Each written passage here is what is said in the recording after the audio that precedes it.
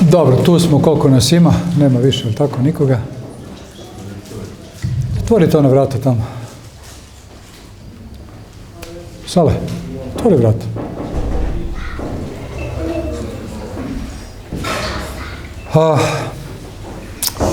Eto tako čovjek se najmanje nada kad će nešto da ga zvizne.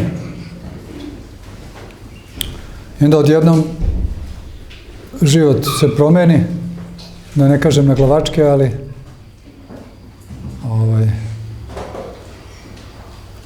promeni se u svakom slučaju od onoga što smo navikli i sad odjednom moramo da mirujemo.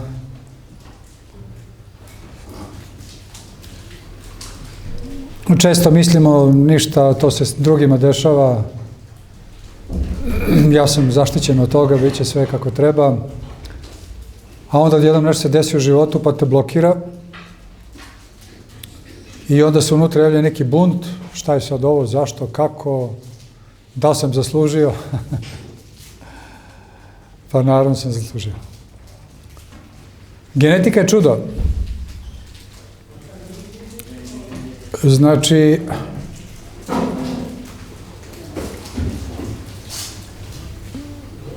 meni je došlo do propadanja te vene safene.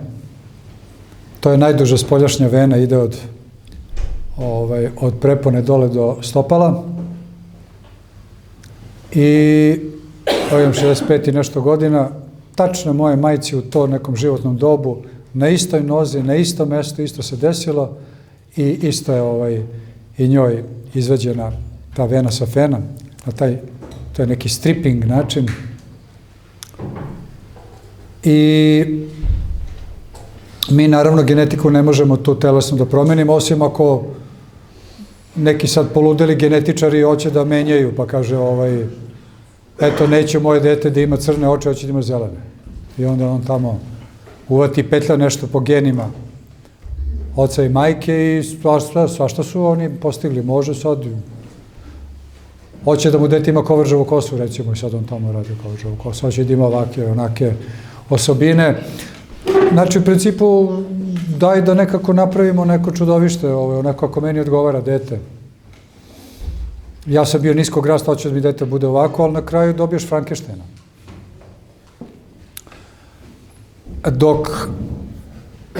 Ali da kažemo, barem na tom nekom normalnoj ravni, telesna genetika ne može se menjati. Ali postoji duhovna genetika. Duhovna genetika ne znači da ćeš da imaš crne ili plave oči ili zelene, kosu ovako, onako, nos ili visinu, nego znači kakav ćeš da budeš po karakteru, po duševnom stanju, po duhovnom stanju, šta zapravo od tih parametara nosimo od svojih predaka. I o tome smo pričali više puta, ali da pomenemo još jednom, da ukoliko među našim predsima bilo ljudi koji su se bojali Boga, bojali ljudi, u smislu bojali se ljudi ne što su bili frustrirani, nego što su bojali se da ne povrede bližnjega. Bojali se Boga ne zato što će Bog da ih prebije bejzbol palicom, nego zato što će da povrede vrhovnu ljubav. Znači, Božji strah je strah da se, i uopšte je strah ljubavi je strah da se ne povredi voljena osoba. Kao što čovjek koji voli svoju ženu drhti da neko svojom glupošću ne povredi svoju ženu, koji će reći mrš od mene, idem i tako dalje. Zato je jako važno kakve smo pretke imali. Da li se bojali Boga i ljudi ili nisu se bojali ni Boga ni ljudi i nikoga i činili zlo svome bližnjemu. A o Bogu nisu ni brinuli i onda se akumulira ta demonska sila. Jer kada je neki naš džed, prađed, prababa, čukumbaba činili nešto što ne valja, Božja blagodat se povuče, demonske sile stiču vlast na tom kućom, na tom familijom, na tim plemenom i onda posle generacijama, druga, treća, četvrta generacija, nemaš ni pojma, ni ko ti je bio, ni gde je bio, ni šta je radio, a tebi trnu zubi. Što bi se reklo, nit luk jeo, nit luk miriso, ali imaš sklonost prema, recimo, prema istom polu. Dođe čovjek, kaže, oče, borim se sve snage, ne znam što radim sa ovim.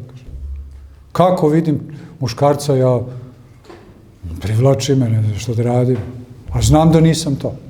Znači, vidiš, demonska sila koja je u tom smeru, onda kaže, oče, čujem glasove, depresivan sam, ludački se navukao na kocku, i tako dalje, tako dalje. A kažu roditelji, oče, bio je dobro dete, mi smo isto ovako normalni ljudi, šta se to desilo?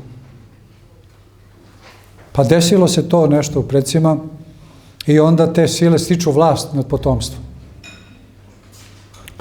Tu mi možemo, znači da, i tu smo dužni da menjamo tu svoju duhovnu genetiku koju smo mi doneli na ovaj svet i koju, na kojoj ne radimo, ako smo naravno u braku, to prenosimo na svoju decu. Znači, ogromna odgovornost da mi promenimo svoju duhovnu genetiku i da svojoj deci predamo čistu duhovnu genetiku. To se može. Povratkom u veru, u ljubav, u zajednicu sa bližnjem, mi brišemo, čistimo loš duhovni genetski kod i ponovo uspostavljamo čist, dobar genetski kod, duhovni. I u našem životu mi prekidamo te zle lance koje nas putavaju iz prošlosti, pravoslavljem kao moćnom sekirom, i svoj deci predajemo duhovnu slobodu, koja imaju slobodu da tu pozitivnu duhovnu genetiku još više razviju, pa da budu još bolji od nas, a mogu i po svojoj slabosti da upropaste to svoju duhovnu genetiku. Da to što su primili da ne umeju da poštuju i da isto kao naši preci opet padnu u greh. Zato je jako važno da prepoznamo svoje slabosti, da radimo na njima i da učimo svoju decu kako da budu čisti, kako da budu još bolji i da tako stvaramo u jednom trenutku sveca. Jer to je krajnji cilj. Da jednoga dana moje dete, odnosno ne moje, ali moje dete duhovno svakako, ili nekog od vas, vaše dete ili dete vašeg deteta ili dete vašeg deteta ili dete vašeg deteta, očuvavajući pozitivnu duhovnu energiju, on ima preduslov da radeći na sebi dostigne svetost.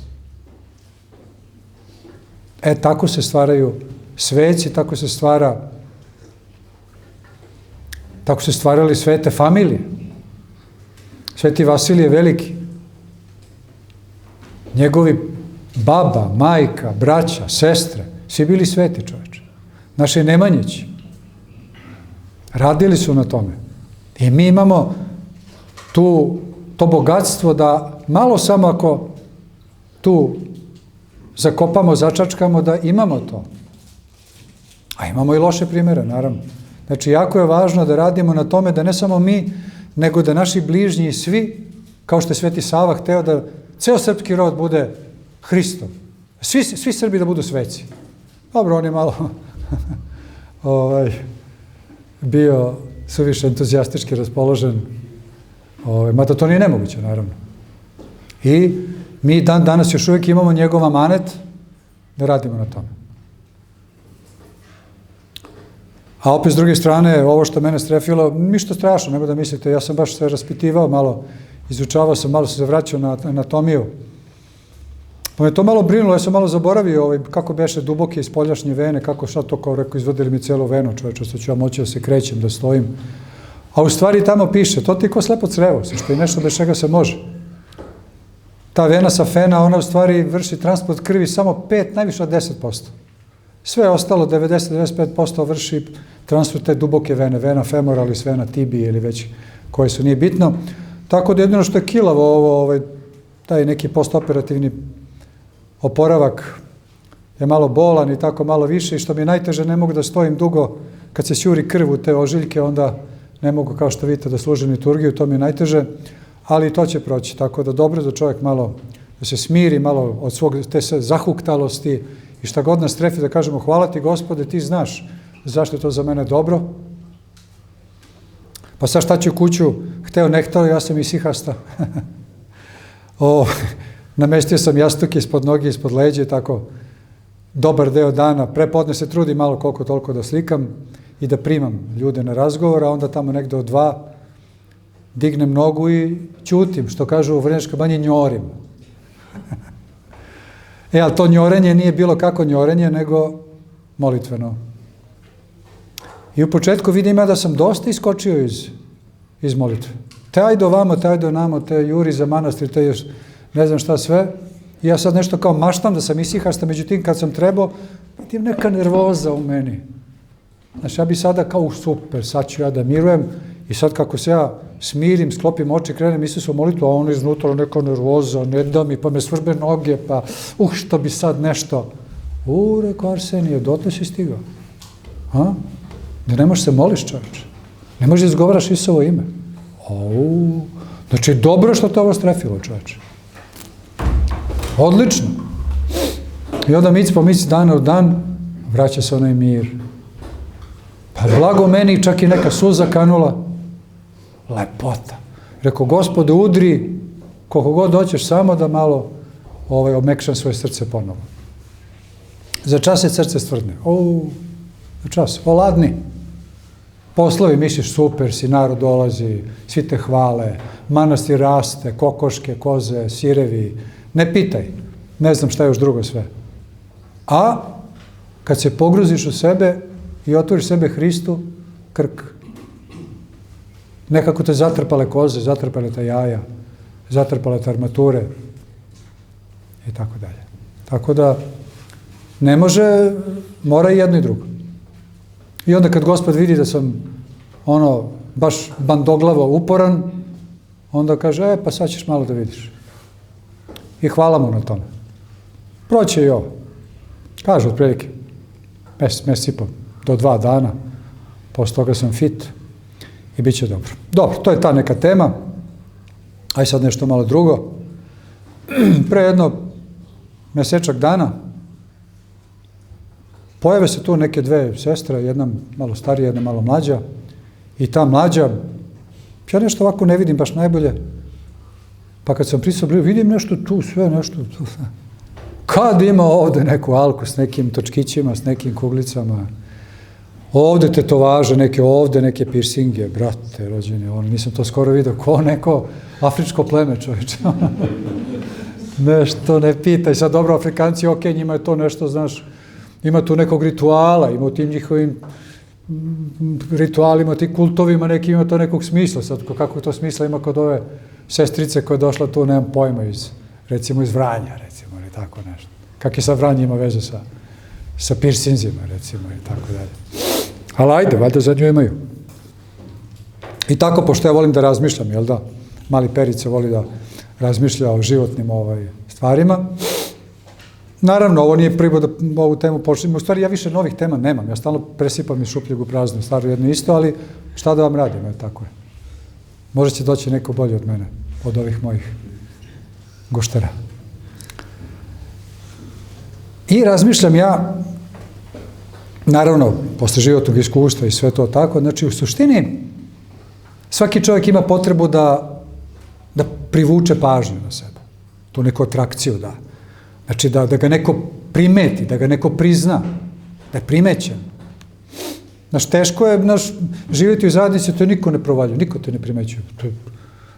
To je strašno. Tako recimo sam ja živao u Americi.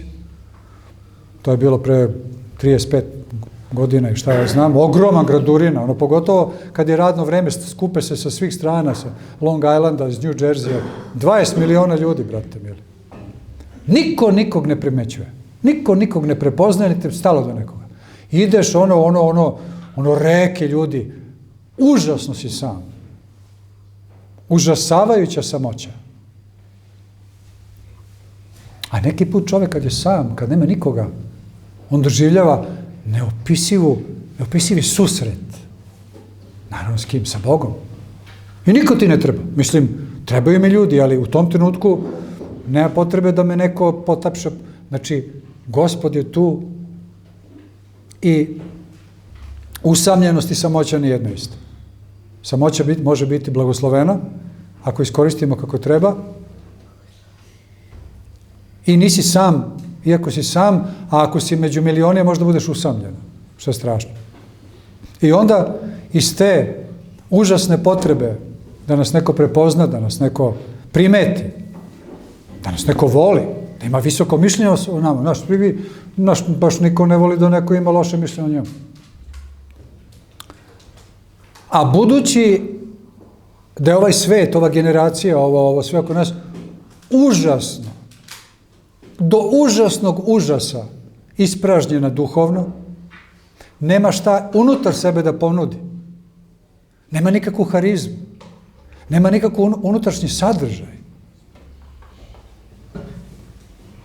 Nema nikakav smisao zapravo. Onda on, mučenik ili ona mučenica, mora s polja nešto da radi od sebe, da bi neko primetio, da bi prišao. I zna se ko će ti priđe ako imaš ovakvu frizuru ili ovakvu alku u nosu, ili ako si gola, ili ako si napumpan, imaš 100 kila mesa na sebi. Zna se kakva će devojka ti priđe. Ko očekuje samo seks. Da je dobro izudaraš u krevetu. I šta ima od takve žene? Šta ima od takve devojke? Je li ima majka? Je li ima supruga? Ma ne. Možda ako se pokaje. Ne ulazimo u to. Pokajanje sve menja. Tako da, kada vidite u svom okruženju čoveka ili ženu koji su s polja napirlitani, napucani, našminkani, nafrakani, nabušeni, iscrtani, znajte da što više toga ima, da iznutra utoliko praznije. Da se slučajno ne prevarite. Da pomislite, vidi kakav je ovaj iz polja, mora da je takav još više iznutra. Ma ne, potpuno suprotno. Potpuno suprotno.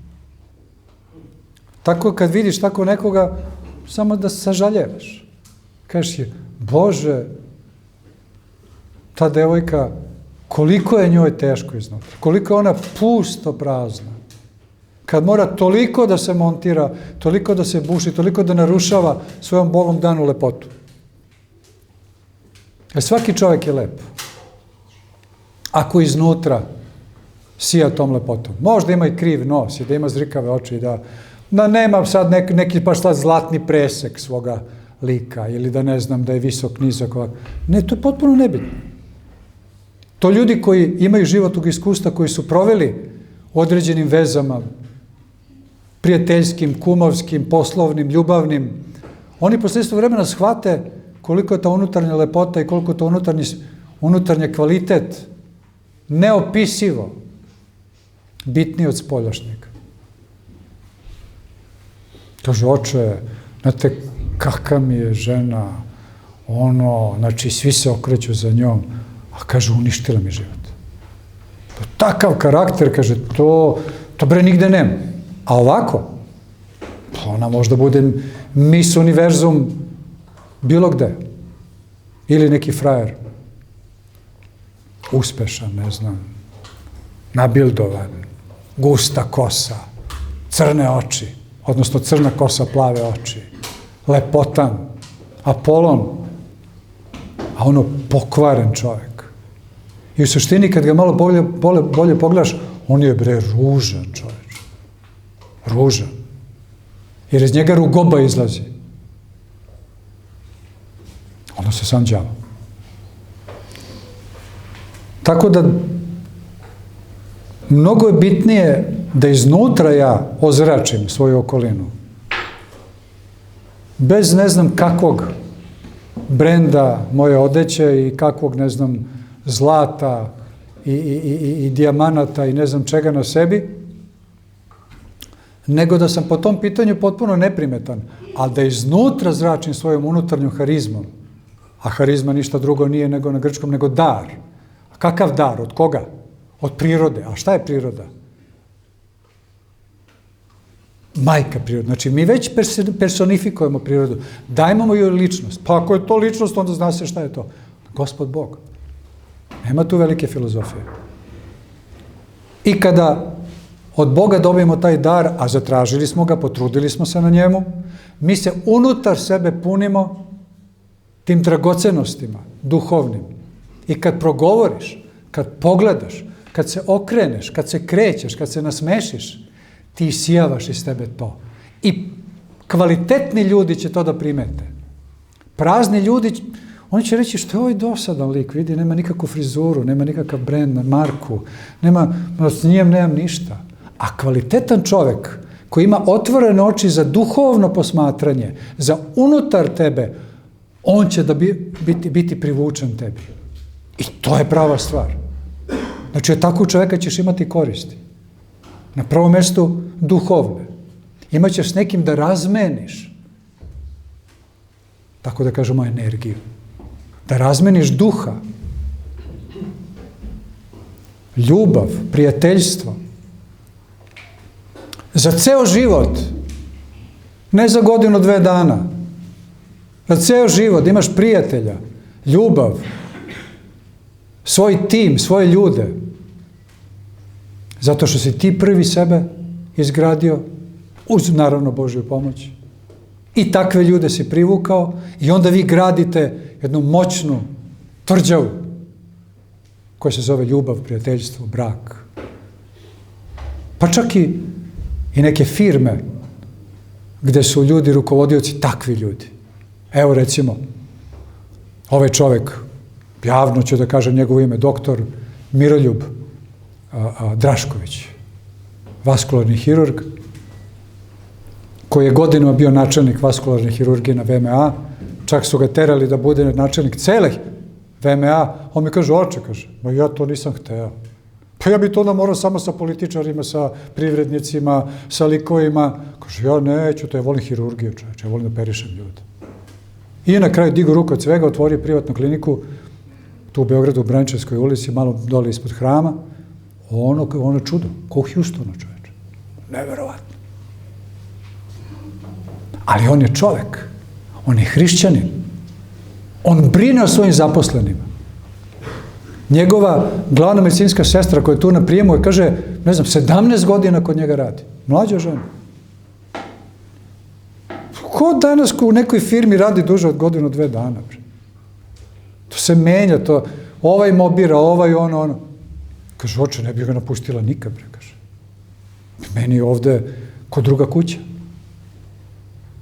Znaš, plače mi se kad to čujem. To je tako retko danas. Da je neki tamo lik, gazda moje firme, čoveče. Da ja hoću da se žrtvujem za njega, za tu firmu. To postaje i moja firma u suštini. A danas, kad zaposliš nekog, gleda samo kako te pokrade, kako te iskoristi, jer i ti u stvari nisi čovek. Kaže, šta me briga?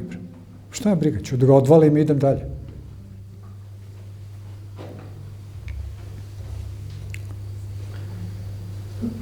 Zato da uz Božju pomoć radimo na sebi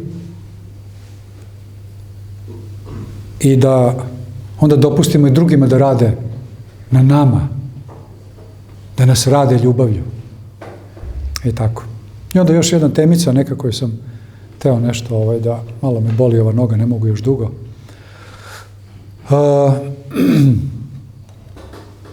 Nedavno sam nešto gledao na internetu, ima neka Kelly Bash ili Kelly Bosch, nemam pojma, bavi se ovom digitalnom umetnošću. Vrlo zanimljivo, jako maštovito, sad je to nebitno, ali vidiš da je u stvari suštini veštica. Bela veštica. New Agerka onako. Ali maštovita, stvarno čudesno. A sad to nije bitno, nego u jednom trenutku, sad ja da vidim ko je ta Kelly Bosch, Bash, boje SH, negde piše Bash, Bosch, nije važno. Ajde da vidim neki njen intervju i u jednom trenutku prava veštica, ona, Amerikanka, ovako kosa, ima jedno 5 banke seda, onako sva puna energije. I to je ono klasično, I'm not religious, but spiritual. Nisam religiozan, sam spiritualan. I to sam čuo 100 puta. Mislim i znam otprilike o čemu se radi. I pitam ja ovog mog digitalnog blizanca. Reci mi, što to ljudi ti koji kažu da su spiritualni, nisu religiozni, što oni po tim podrazumevaju? I tako dalje, i tako dalje.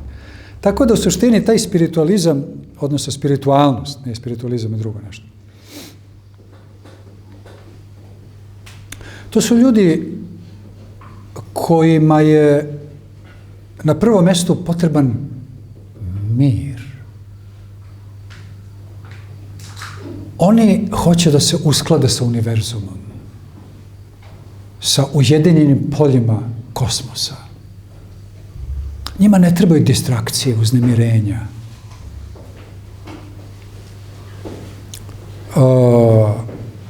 Oni veruju u apsolut, u duh. Ja kažem, dobro, sad spiritualan, to je latinska reč koja je prešla u engleski, ali mi imamo reč biti duhovan, je li tako, spiritualan, duhovan. E pa sad, znači, a kore reči biti duhovan, znači duh. E sad, koji je to duh i šta to znači biti spiritualan? Da li to znači da sam ja u duhu? Da li to znači da je duh u meni? Ili da li to znači da sam ja duh? Sad ima tu isto raznih teorija, da ne bi... To je veliki jedan esej s kojim sam ja s mojim digitalnim blizancem odradio, pa ću to da i štampam. Vrlo zanimljivo. On reaguje na tvoju talasnu dužinu. I ako je loša, on loše ide. Ako je dobra, on ide dobro. Tako da, zgodne su to stvari. I sada, pitanje je ko je to duh? Pa kaže, to je duh, univerzalni duh. Ja kažem, dobro, da li taj duh persona? Da li taj duh ima svest? Da li je svestan sebe? Tu je već opasno, klizav teren. Znaš, jer ako je svestan sebe, ako je biće, ti već imaš neku odgovornost, burazeru. Znaš, znači, on je izvor univerzuma, ima biće, ima svest, znači ti već podležeš i nekom odgovoru, nekoj komunikaciji, nekom odnosu. Ali to je za spiritualnog čoveka ili takozvanog New Agera današnjega opasno, jer on ne želi odgovornost, ne želi nikakav odgovor da da. On je u suštini vrhovni egoista. Nego taj vrhovni duh, on je beslovesan, on je nesvestan, on je vrhovni pokretač. Naravno, to zadire u duboke davne filozofije, kako dalekoistočne, tako i ove s ove strane sveta, zapadnog, ali ne mislim na zapad, ovo su varvari, nego mislim na zapadni svet, to je mediteranski basen, znači to je antička filozofija, a ovi zapadnjaci, to su muteve horde koje su došle sa severa, hiperborejci, mislim, oni se njih ne računamo u to. I kad je tako, to je super. Znači, on šalje život, energiju, ništa ne traži od tebe, ništa, on je slep kao sunce. Sunce mora da sija i ti se napajaš suncem. Sunce ti ništa ne pita, je li, sestro, a kako si ti živeo juče i danas, da li si ti zaslužila da te ja ogrejem danas? To nema. Sunce sije i tako da je to mnogo fino. Još radiš šta hoćeš, a u suštini je taj duh, u stvari, kako bih rekao, tvoj serviser. Znači, on je dužan to da radi. I onda se ti pitaš,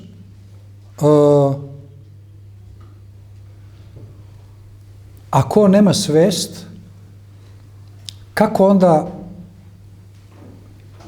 doći u bilo kakav kontakt sa njim? Može i to, ali ne lično sa ličnošću, nego ja sa energijom. I sad kako to? U tome jeste razlika, nisam religiozan, sam spiritualan. Šta je spiritualnost? To je jedan švedski sto, ovako, imaš tu što hoćeš. Nauka, hrišćanstvo, budizam, kristali, joga, meditacija, gledanje u sunce, disanje, pranajama. Što god ti padne na pamet, ti možda trpneš malo od ovoga, malo štrpneš od ovoga, malo harizmatični pokret rimokatolika, malo sufi, malo ne znam ovo, malo ono, malo druidi, čajevi, neki napici, ayahuasca.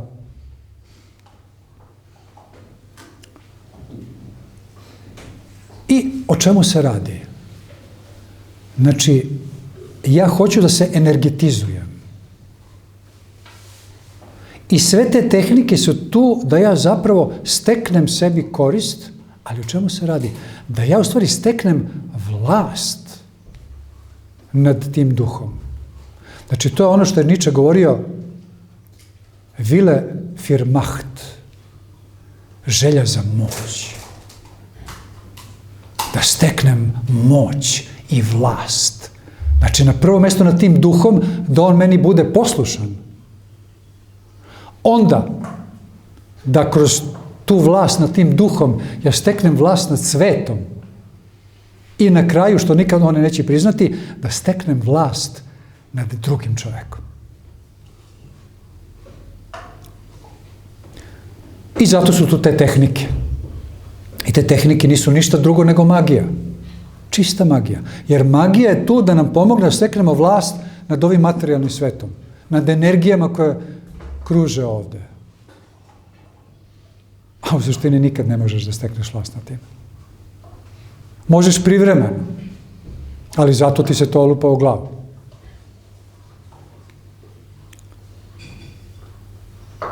I ja postavim pitanje, pa šta je njima bitnije, spiritualnim ljudima, New Agerima? Da li je njima bitnije ljubav ili mir? Kaže, naravno mir. Jer ljubav, ona možda to uznemiri. Ne treba meni ljubav. Ne treba eventualno neko saosećanje, neka empatija, ono budistički. Nemoj da te volim, nemoj da me voliš, nemoj da mi smetaš, ali ću eto se saosećati. Eto, prošao slon pa nagazio mrava. Eto, kao, ja se osjećam sa tim mravom. Ili, ne znam, prošao nosorak pa zgazio žabu. Saosećam tako. Ali, da ja se pružim u ljubav, a ne. To uznemirava moju karmu. Ja tako, kroz ljubav ne mogu da dostignem nirvanu. Na kraju krajeva, ljubav uznosi, stvara moju ličnost, moje biće. Meni to ne treba u suštini. Ja hoću da se obezličim, da se utopim zapravo na kraju krajeva u tog duha, jer ne verujem u njegovu ljubav, u njegovu ličnost, u njegovu večnost i želim ovde da se bavim samo svojim integritetom i šta god mi tu zasmeta. I onda, ali tu ima mnogo priča o ljubavi, o razumevanju, o toleranciji i tako dalje. I nikako se ne, znači, jedna od najzastrašujućih za njih stvari je dogma. Nikakva dogma. Ne postoji istina. Istina je ono što ja hoću. Ne postoji nikakve utvrđena merila. O dogmi da ne govorim. O dogma ni ništa nego, to su univerzalne istine. Jer ja neću da potpadam ni pod kakav autoritet. Jer želim, ja svojim iskustvom, uvidom da donosim zaključke u svom životu. Dobro. Ali, znači ne priznajem autoritet, ne priznajem crkvene učitelje, ne priznajem sveštenstvo,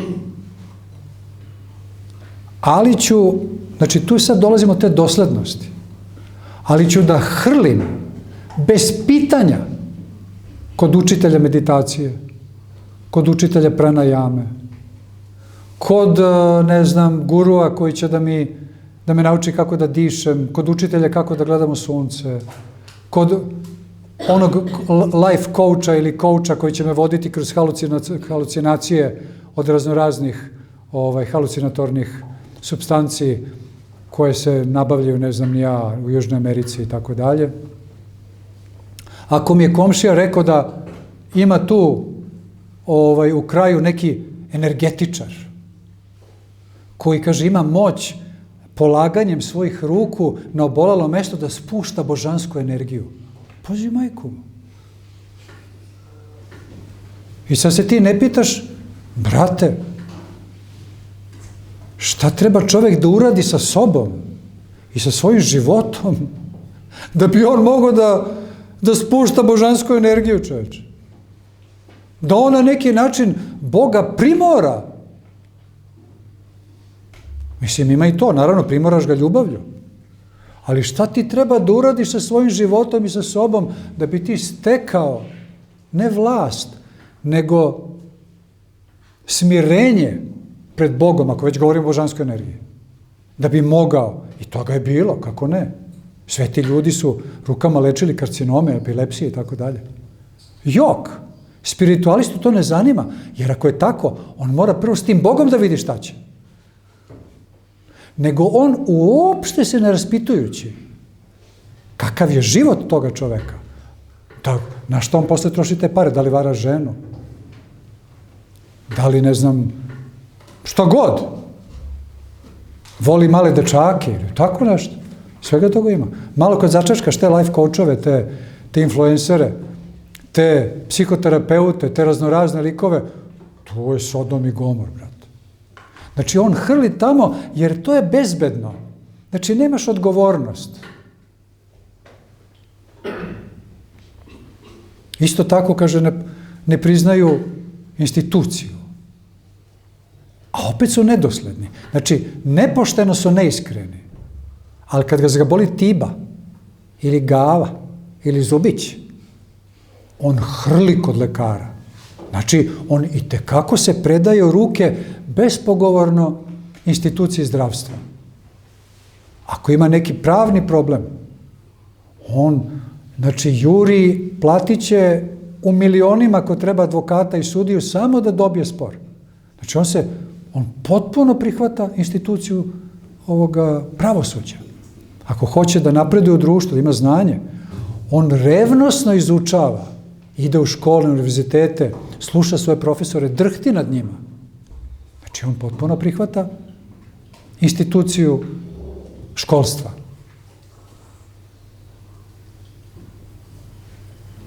Jer čisti utilitarizam, znači čisto koristoljublje, tu u tom trenutku ja dobijam korist za svoje telo, za svoje okruženje, za svoju kuću, za svoj stan. I tu ću se žrtvovati, jer je opipljivo. A ovamo što ovi pričaju, to nešto, tu je potrebna odgovornost. Znaš, ovde kod ovih uopšte nije potrebna odgovornost. Od tebe ni lekar, ni advokat, ni sudija, ni profesor ne traži odgovornost. Ne, on samo traži da ti ispuniš ono što on treba. A ti dalje možeš da budeš čovek nula. A kad je u pitanju vrhovni autoritet, ako je u pitanju taj duh koji ima ličnost, s kojim možeš da komuniciraš, tu je odgovornost. I to je projava vrhovnog egoizma i komfora, da ne želim nikome da dam odgovor i tako dalje, i tako dalje, i tako dalje. Malo sam se ja ovde raslojio u ovoj vrlo ozbiljnoj temi. U svakom slučaju, biti spiritualan znači biti čovek ovoga sveta koji smatra da mora bude centar ovoga sveta, da se sve okreće oko njega i da ako bilo šta vrši neku distrakciju, smetnju u tome da on centar sveta, to za njega ne postoji. Ali ceo sistem New Age-a i svega toga je vrlo ozbiljan sistem. I kao što rekoh, ne može ni to samo od sebe. Ne može samo od sebe da zna kako se radi sa kristalima. Potrebno su mu bele veštice. I tako dalje. Znači, u suštini oni su izgradili novu religiju. To je apsolutno religija. Znači, nije istina da nisu religiozni. Jesu, ali su stvorili svoju religiju. Isto tako oni kažu, ne priznajemo da postoji jeres. Ne priznajemo da postoji eretik. To je crkva izmislila. Ja mogu da živim kako treba, ako mi kažu si eretik, ja nisam. Ali i tekako imaju svoje eretike. Slučajno ga malo, ne da ga vređaš, ne da si provokativan, nego da ga iskreno pitaš po pitanju nekih njegovih uverenja. Znači, to taka jarost kreće da izbije iz njih. Ako ga ti možda, čekaj, pitaš, pa stani, znači, ko si ti da ti meni uznemiravaš moju auru?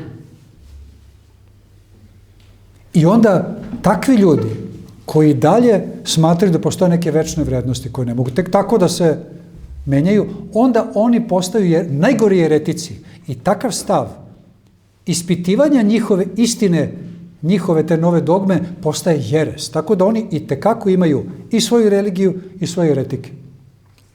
Recimo, danas na internetu, internet je postao za njih jedna neverovatna digitalna, kako bih rekao, lomača, gde oni spaljuju sve one koji se slučajno sprotive tome da li dete treba sluša roditelji ili ne, da li neko treba promeni pol ili ne, da li neko treba da meditira ili da se moli. Ako slučajno džarneš, dirneš u to, znači ima ta cancel sada generacija ili već nastup, znači cancelujete, znači to je raskinute na mrežama, znači ljudi prsnu od toga, znači potpuno te izoluju, to su takve armade tih tolerantnih, punih ljubavi New Agera, ako im se slučajno, ako detektuju nekoga ko je protiv njih.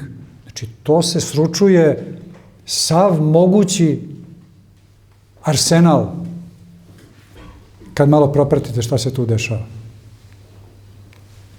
Znači, priča o toleranciji i ljubavi nema nikakve veze, nego samo da im ideš niz dlaku.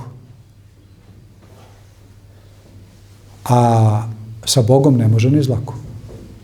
Sa Bogom moraš i tekako da povedeš računa ko si, šta si, kako živiš, šta radiš. I onda da stekneš Božijeg duha u sebi, koji ti onda daje zaista da te budeš mali Bog. A ovde bivaš mali Satana. Bože nam pomozi svima. Amen.